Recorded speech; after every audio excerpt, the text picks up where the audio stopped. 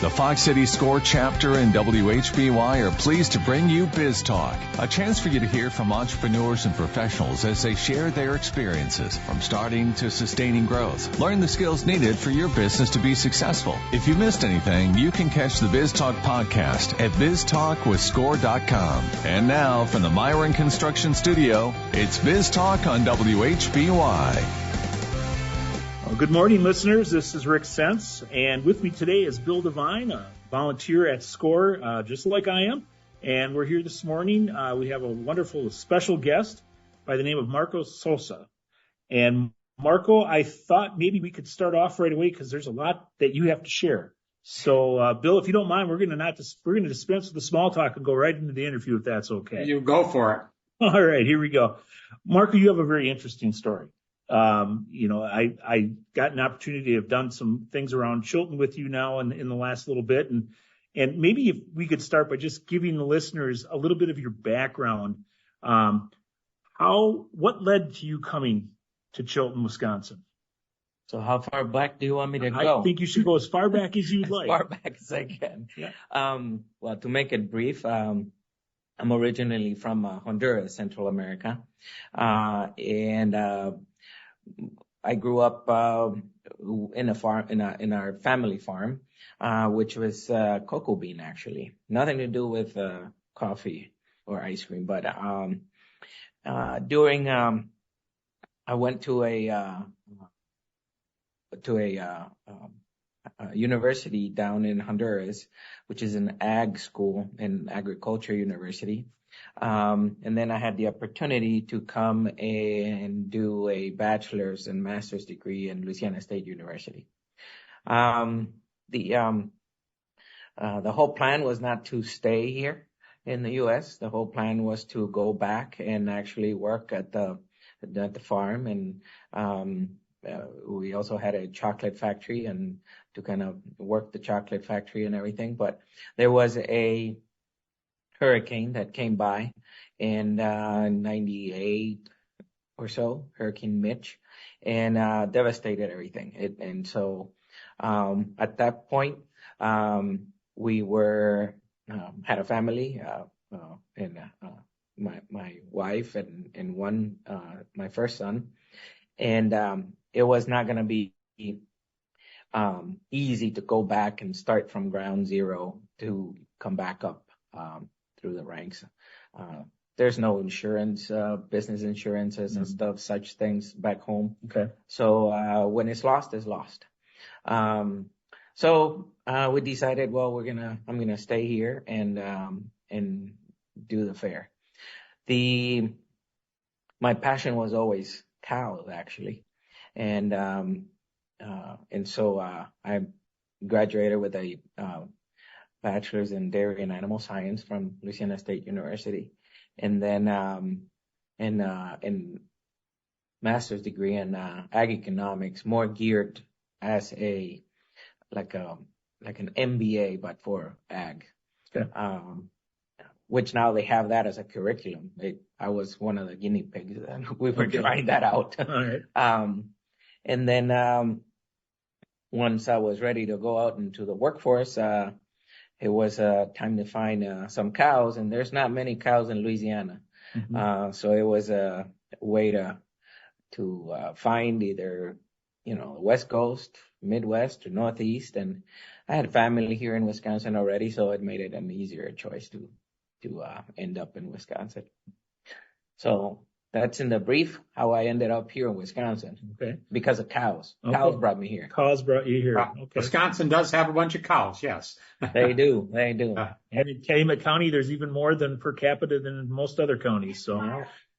So you've had an opportunity then to have experienced agriculture from not only a Midwestern U.S. perspective, but also from a Central American perspective. Mm-hmm. I'm going to go off the topic here, but can you maybe just give me one or two major things that are different in both ways of doing farming or in agricultural work? Technology obviously is the biggest difference. Technology in developing countries is is very, very extremely limited, and it's very expensive. So if it's out of reach to the average farmer. Okay. The other biggest difference is the price of your products. Obviously, it's a lot. The inputs are a lot higher than the output sometimes, and so it makes farming back in our countries very, very hard. It has changed very, very, very quickly. My dad still has the farm, which he transitioned from cocoa bean into African palm oil, and he has other things. And he was showing me, he was very excited, and he was actually fertilizing with drones this one last time. So there's companies that have started doing some new technology. So that's the biggest difference, is technology and pricing. Is the biggest ones, I would say. Okay. So you obviously you're having a great career in cows, and why the change? Why the move from the working directly with the cow to starting and being your own business? What was the great epiphany that led to that? Right. Coffee. A good cup of coffee was the epiphany, because Honduras is a very large, it's actually like, I think we're now up to fourth or third coffee producers of the world. And there's extremely good coffee in my country. And we drink a lot of coffee in my country. So since I was little, maybe that's why I'm so short, but I was drinking coffee since I was very little. Move up to Louisiana to go to school and get exposed to even better quality coffee. Because New Orleans is a port for a lot of the large companies like Folgers and Maxwell's and Beechnuts. That's where all the coffee comes. So there's a huge coffee culture in Louisiana. And so, I was accustomed to drinking good high quality coffee. Move up to cow country. There's plenty milk, but no coffee to go in the milk. And, at least, 17, 18 years ago. Okay. Let's see. Well, I've been up here 22 years. So at least that long ago. And I just decided one day we're going to open a coffee shop and there was no coffee shop nowhere near here in town. So, I was like, well, we're going to give it a go and see what happens. Why did you think that you could make a coffee shop go in Chilton, Wisconsin, population less than 5,000? Back then, less than 2,000. Okay. Actually, the story is I was dropping off my kids at the daycare, and one of the teachers there was sipping on a latte, and I asked her where she got it, because there was nowhere around here that you can get that. A latte or a cappuccino at a gas station was the push button powder, fake stuff. And she had the real deal. And so she said, I drove 10 miles to go get this. And 10 miles each way. So 20 miles. She spent an extra 30 minutes out of her way to go get coffee for all of the teachers in the daycare. And so the day I called the office and canceled all my appointments, and I started looking for a place. I was like, if there's people willing to drive 20 miles each way, 20 miles round trip to go get a cup of coffee, I was like, I'm sure that they'll come, within town. So that's kind of how it started. And I still blame her for being, and she's a wonderful customer. She's always been a customer of ours, and I always blame her. I was like, this is all your fault. She just laughed. Marko, a quick question, if I may. Yeah. So day one, you have no competition. How many coffee shops are available today in Chilton? Well, competition, direct competition as far as another coffee shop, there isn't yet, because it's still a very small market. But we have a McDonald's, and that McDonald's we consider a competition. There's the gas station. There's the gas stations of which we consider competition as well. And competition in the sense as they're providing a cheaper product. Sure. And over the years that has evolved. Now at a gas station, you can get a decent kind of coffee or a decent latte. Quick Trip, is that would be a Quick Trip? Yeah. Okay. There's Quick Trip. There's a few other gas stations that sell coffee too. Yeah. And so that's where the competition is, where we see restaurants Sure. as well. So, but not a coffee shop. You're still the only one. We're still the only one, and I hope it stays like that just for a few little longer, that we can so that we can enjoy it yet. You bet. So you're located right on Highway 3257 in Chilton. Can you maybe give our listeners the story behind how you arrived at the location that you're at with Terra Verde Coffee House? Well, the coffee house is in a little strip mall on where there used to be a Save-A-Lot there. And so that very morning that I was canceling everything, I get a text from my wife, hey, can you go get this and this and that from the grocery store? And so I go into the Save-A-Lot and notice that there used to be a Subway there, and I noticed that it was empty, completely. And it had it didn't have a for sale, a lease sign or for rent sign or anything. So I scoped it out, went to the grocery store asking who owned the building, and there I was talking to the owner of the building, which was the owner of the Save-A-Lot.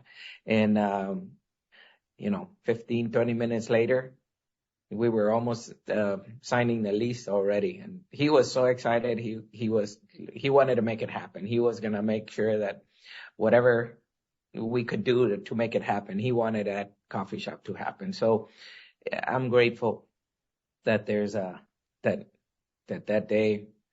Her name is Deb. That Deb was drinking on that cup of coffee, because a lot of good things happened after that. All right. I think that this would be a great time to take our first break this morning. You're listening to Biz Talk on WHBY, and we'll be right back.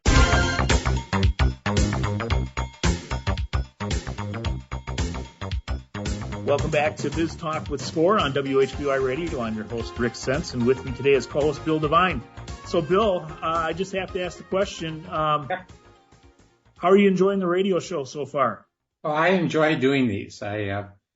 I've done maybe a half a dozen over the years, and I was with Jim, I don't remember his last name, that had this wild idea 15 years ago or whatever it was about doing this, and we kind of poo-pooed it, but he got it going, and it's amazing that, all these years later it's still going, and we're very happy to share what we do and how we do it, and have guests like Marko, and let the community know that small businesses out there thriving in our community.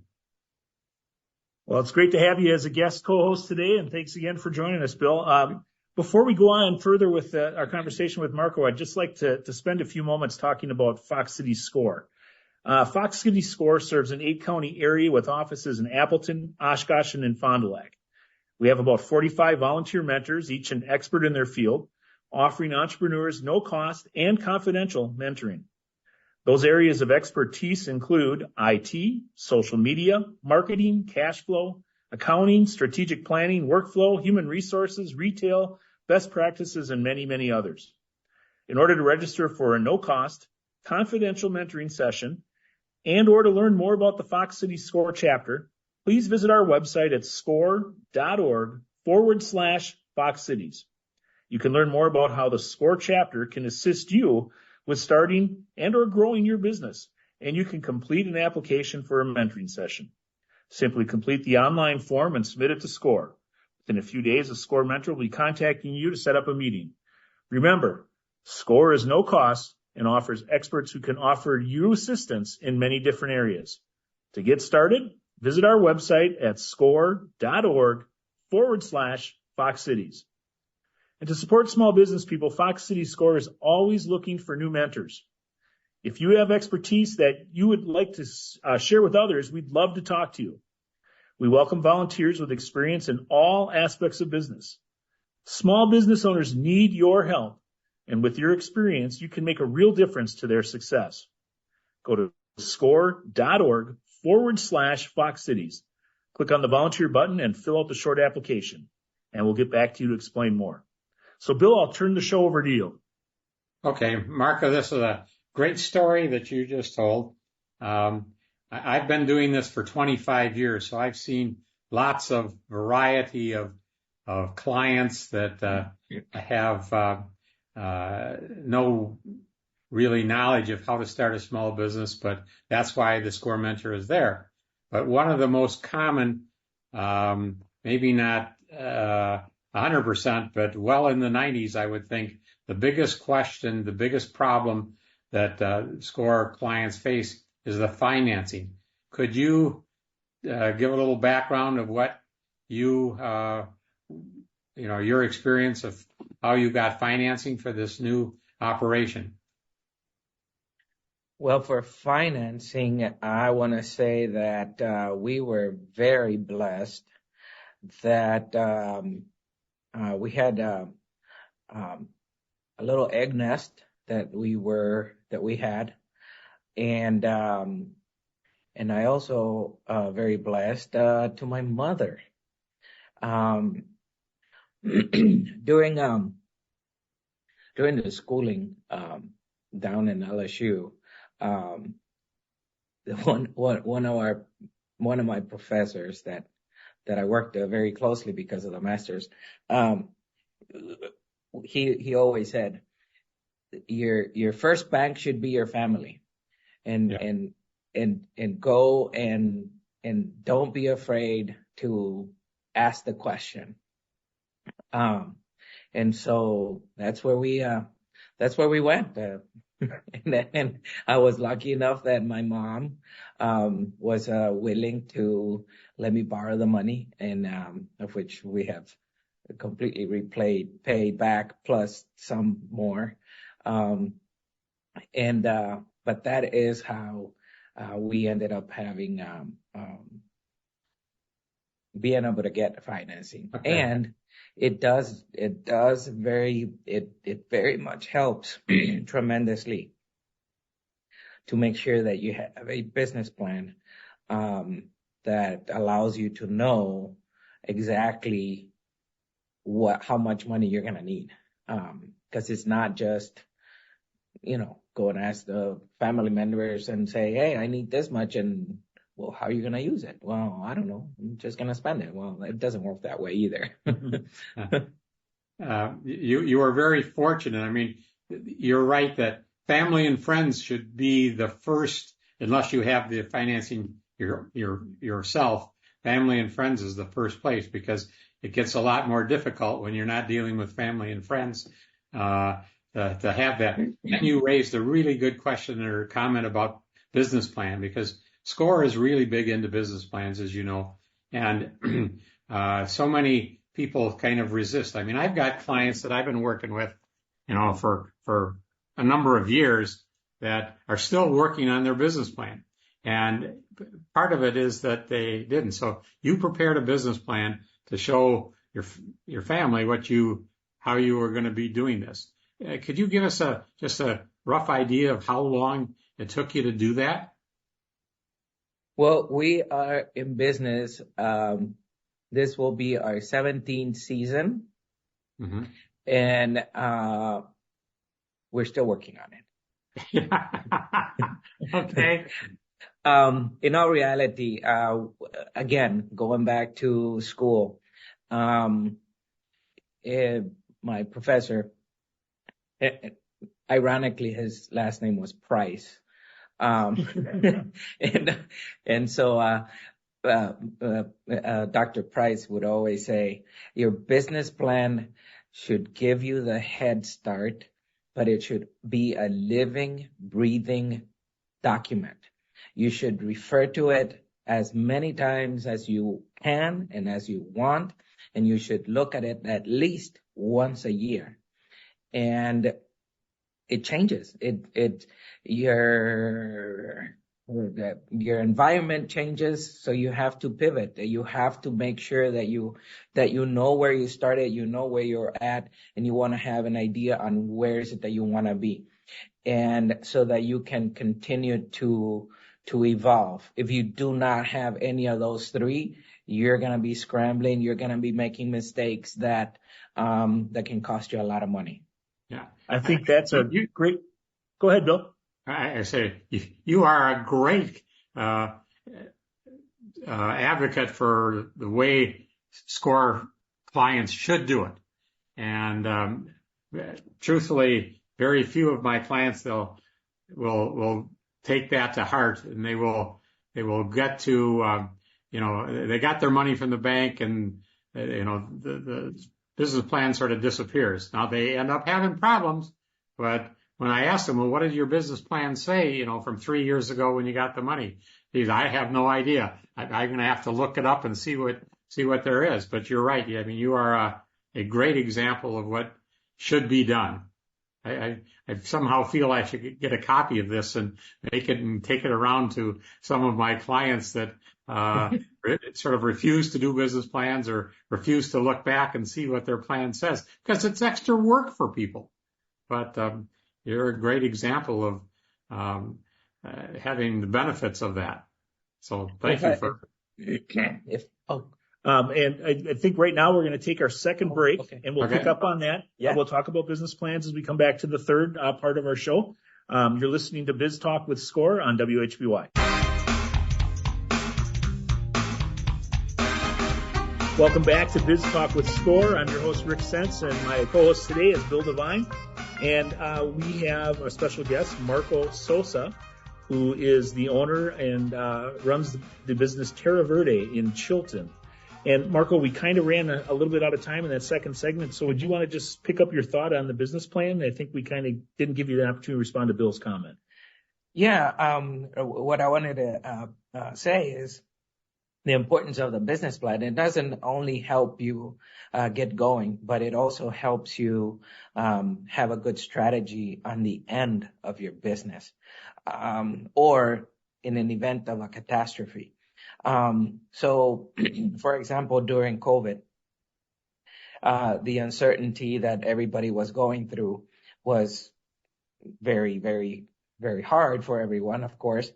And immediately, as soon as it was mandatory that everything got shut down and everything, we were sitting with my wife and we were like, what are we gonna do? We don't know. And I said, well, let's just enact our exit strategy. And she looked at me and she's like, what? And I said, it's our exit strategy. If we were going to sell, or if we were going to shut down, if we were going bankrupt or whatever, we have a strategy to make sure that everything is fine. And so we started going through it and, line by line, and started going through everything, up to a point that I felt comfortable with the decisions. And it bought us time. It allowed us to say, all right, I can breathe now. Let me look at what's going on and let's see what's going to be the next step. So that part of the plan is hardly ever talked about, is hardly ever used, and it's highly important, to the extent that because of the nature of our business, I was able to help out other of our customers to kind of stay afloat, or to have a good strategy for what we didn't know what was happening, which was very scary for everyone. Yeah, it was. COVID was a time I hope we never revisit again in our country. No. But yeah. So Marko, I have to ask, and maybe you can help listeners understand the structure of your business. First of all, let's spend a few moments talking about the name. Why Terra Verde? Well, Terra Verde, which means green earth, came to me on a long drive. While we were getting ready to open, actually we were just a week or so away from opening the doors, and I had to take a business trip. I was driving from Wisconsin all the way to South Dakota, visiting some customers on the way. And on the right through the middle of Wisconsin, there's a little town called Black Earth, Wisconsin. And so I drove through that, and I was like, Black Earth, that sounds kind of cool. And then further down the road in Minnesota, came across a Blue Earth, Minnesota. And so I started thinking Blue Earth, Black Earth, Green Earth. And so I was like, Green Earth sounds kind of nice. It was gearing to what we wanted to be, our models and everything as part of the business. And I was like, but it sounds too mundane, Green Earth.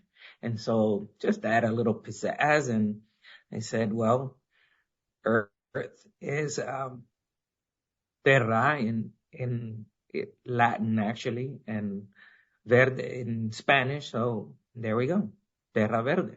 It kind of sounded cool and different, and we needed it to be different. So that's where it came. All right, that's good. That's interesting.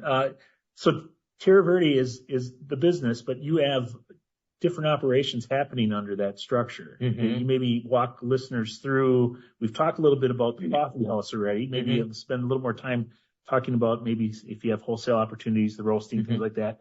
But then also the other part of the business that's a pretty large, substantial part as well. If you could talk about that as well.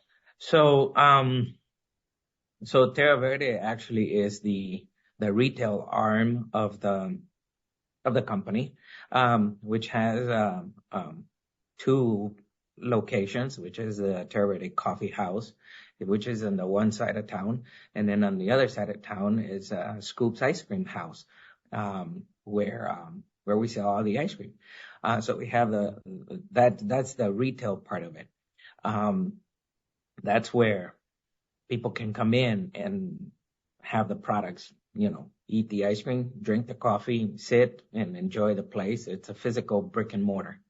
And then, since we also manufacture and make our own products, we roast our own coffee and we make our own ice cream.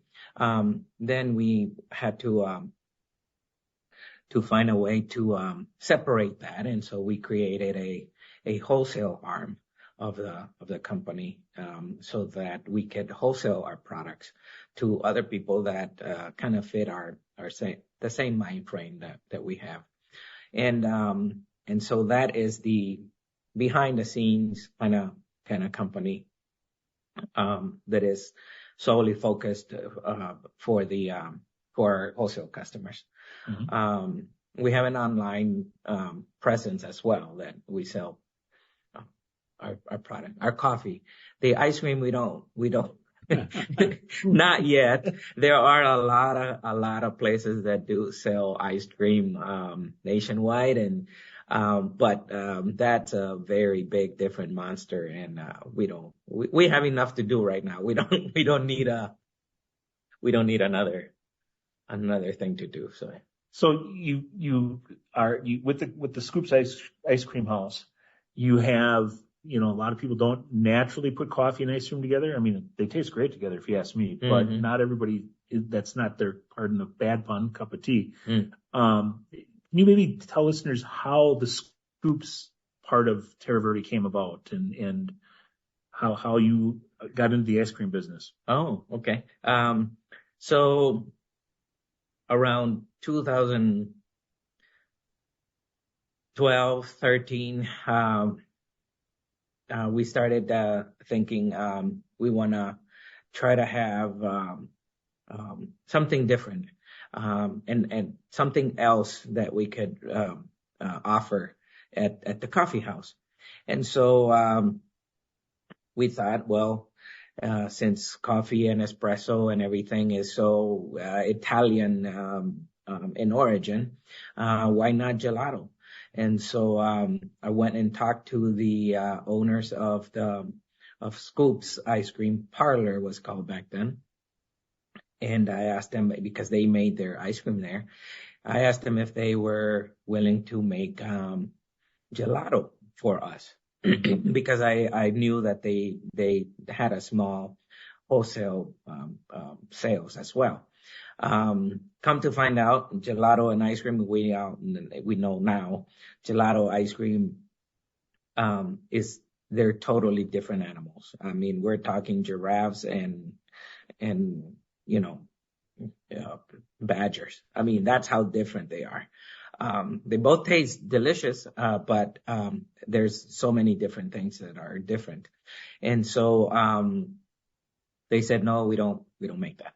And I was like, okay, well, we still want to go through this and we want to kind of do this. And then about a year or so went by and they approached us to see if we would be interested in purchasing their business.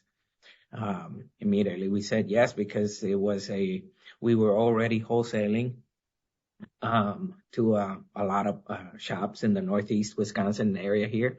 And I was like, well, this would be great because they already have all of the manufacturing part of it, and it would be easy to integrate it into our wholesale. And it's worked beautifully. Mm-hmm. Yeah. Right now we have a bigger challenge, which is, where do we go with all the ice cream? Yeah. So speaking of challenges, you mentioned that one. What other challenges are you facing with Terra Verde right now? Expansion is the biggest challenge that we're facing right now. Is we're trying to figure out how we can expand without drowning.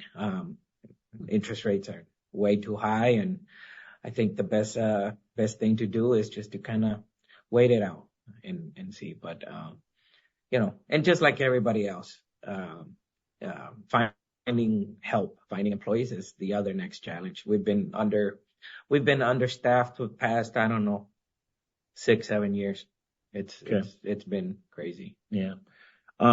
So what motivates you, Marko? What when you get up in the morning, what motivates you to go about what you do every day? Well, start off with a really good cup of coffee. That's a great motivator. Of course. And then just the satisfaction to see every single one of the customers that walk in our doors, that they have a smile. The service industry is a very, very, very, very tough industry. It's incredibly tough. You have to have super thick skin and duck feathers, because you have to take everything with a grain of salt. It's hard to make everybody happy, but with the majority of the 99% of the customers that appreciate and like our product and are happy with our products, that they're happy that they're made here in town, that's a great motivator. When we see a kid come in and they're so excited. Well, not kids.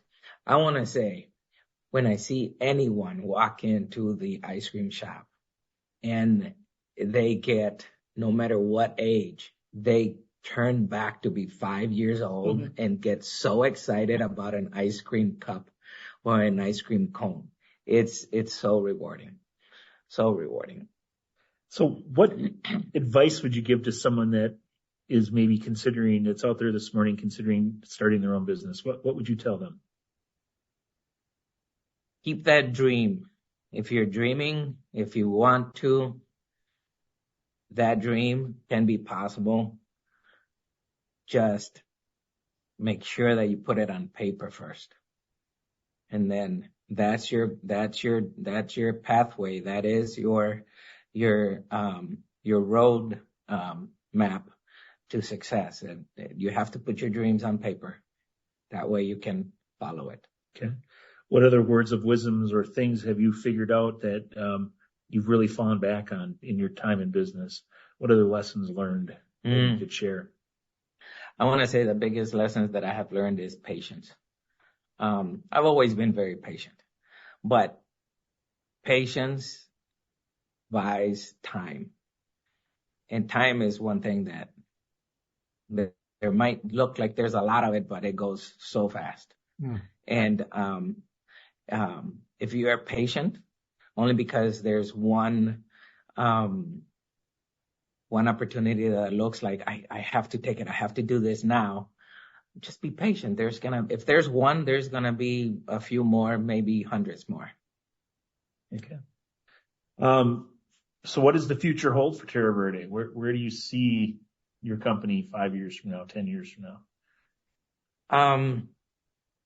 We want to be at a position on where we can extend our reach a little farther out than just Wisconsin, with our coffee products and with our ice cream products, and to be more accessible to our immediate area here in Wisconsin, the Northeast, and have a much better presence, just so that people can enjoy some of these products that are unique. I mean, do the online sales make up a large, moderate portion of your business? What would you say there? Starting to pick up a little more. Okay. That's one area of growth that we are really focusing on right now. And if you were to counsel somebody, we've heard from you this morning that a business plan is a must. Patience is really important. You need to break things down and follow through on that. What is the thing that you did early on that you wish you wouldn't have, that you learned very quickly, I should just not be doing this and stopped doing? Could you share that with listeners? Be unapologetic of what you're doing. There's going to be, if you have an idea that you want to come up, if you have an idea for a business and you want to come out and do it, there's going to be so many people that are going to encourage you, and there's going to be so many people that are going to see all of the fails that you're going to have. Don't apologize. Do it. And if you don't succeed on the first try, do it again. But learn from the mistakes. If you do not learn from your mistakes, then just don't do it. You have Marko, to learn. can I slip a question in here, please? Yeah. You've talked a little bit about your wife and her input. Are there other members of the family or other people that are helping you with your business? Yes, actually. I mean, as partners? As partners, I guess. Partners, no. It's just my wife and I. Okay. But one of the things that that's another thing that I would highly recommend is surround yourselves with people that are knowledgeable, that are knowledgeable in a lot of different expertise. As expensive as a CPA can be, find yourself a very, very good, trustworthy CPA. It's incredible on how they can help out. Incredible. Whether you have a loan or not, or you're going to have to need a bank for whatever reason, to put your money in so you can pay bills, have a great relationship with the banker. that you can ask all kinds of financial questions. Real estate, anything, surround yourself with people that if you have a question in your mind, if you have a doubt in anything, that you can go to someone and say, hey, I just want to pick your brain about this. It's terribly insightful. Yeah. All right. And I think we'll take our third and final break at this point. You've been listening to Biz Talk with SCORE on WHBY, and we'll be right back after these messages.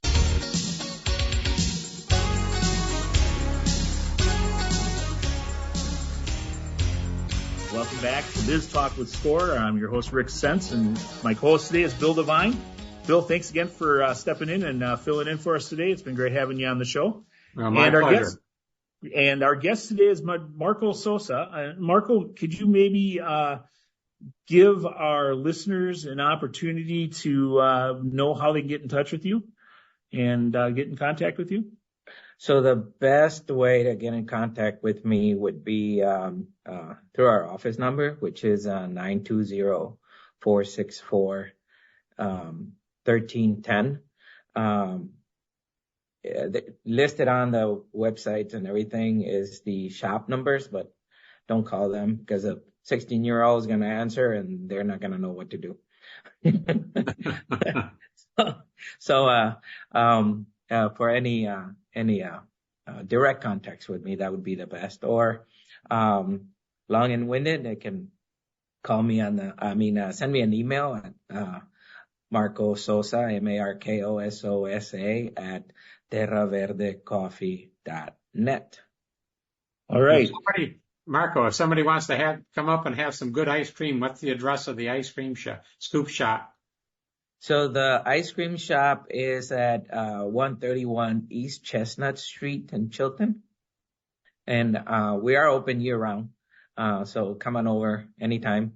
And the coffee shop is in the north side of town in 507 North Madison Street in Chilton. Great. All right. Before we go any further, I'd just like to take a moment to thank our sponsors who bring Biz Talk to you each weekend. We could not present Biz Talk without their generous support. Thank you to Hailing & Associates. Hailing & Associates helps small businesses and individuals not just prepare tax returns, but plan for taxes, helping to minimize taxes for this year and beyond. Hailing & Associates, personal connection, positive results. And a special thank you to the Business News for promoting our program in the biweekly business newspaper serving Northeast Wisconsin. If you aren't already subscribing to the Business News, you should. The paper is delivered biweekly and contains relevant and useful information about the business community in Northeast Wisconsin. So, Marko, we have just a little bit of time left here. You mentioned earlier it was vital for you to have a CPA. What other things are vital for somebody that's starting a business that you didn't maybe think of initially, but you quickly learned you needed? Employees. Okay. Trustworthy employees. And pay them justly. And, one of the things that I have found, not only through the shop, but also through my consulting through the cows side of it, is pay is not necessarily the only motivator. You have to have a good culture in your business. You have to have a good attractant and a good stay that they want to stay working for you. Share your vision with them. Share where you want to go, what you want to be. Maybe they will want to stay for the long ride, and maybe they love just serving ice cream or love serving coffee. Maybe they want to start a business of their own. You never know. But money is not the only motivator when it comes to employees. That's something I learned very quickly. Doesn't matter how much you pay them. If they want to go, they're gone. All right. I just have to ask you in the last little bit we have here, what is your favorite flavor of ice cream and your favorite coffee? Actually, it's a combination. It's what we call an affogato. Means in Italian, it means drowned. You take a scoop of vanilla and you brew a couple shots of espresso right on top of it. it is just absolutely delicious. Sounds really good. Yeah, that's Well, my favorite. I stop by. I can get that. Yep, of If course. I ask you for it. Yep. Oh, At Scoop Shop, yeah, not yeah, at the yeah. coffee house, Yeah, at the great. Scoop Shop. Well, that sounds kind of like an interesting thing. I might just have to take you up on pretty quickly here. So, Mhm. again, thank you so much, Marko, for joining us this morning, and much success as you continue, operating Terra Verde. Thank you. And, Bill, thank you as well for being a guest host. And, thank you, listeners, for joining us, on Biz Talk. We wouldn't be here without you, as well as our sponsors. So thanks again and have a great week. Take care.